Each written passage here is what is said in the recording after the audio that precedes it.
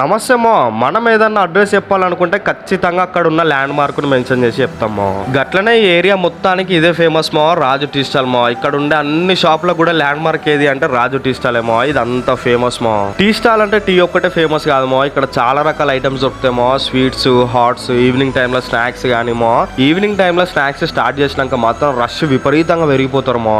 ఇక్కడ నా favourite item వచ్చేసి సమోసా మో. 20 రూపాయలు తీసుకుంటాడు మో. దాన్ని కట్ చేసి లోపల చట్నీ వేసి ఇస్తాడు మో. ఆ చట్నీ కోసం ఇంకో 4 సార్లు తినబుద్ధి అవుతుందేమో. కరీంనగర్ లో సమోసా తినాలనుకుంటే కొన్ని జాగాలనే మంచిగా అనిపిస్తుందేమో. అలా రాజు టీ స్టాల్ ఒకటి మో. వేడి వేడి సమోసా నా చట్నీలో ముంచుకొని ఒక బయట కొరికి ఆ కారంగా ఉండే మిరపకాయను కొరికితే తీయ కారంగా నరాలన్నీ నాట్యం ఆడిపోతాయేమో. ఇంత ఫేమస్ టీ స్టాల్ కి వచ్చినప్పుడు టీ తాగకుండా పోతే ఆ తిన్న సమోసా కూడా అరగదమో. అందుకే 2 టీ చెప్పినమ్మో. తాగినాక పానం అంతా చల్లబడ్డేమో.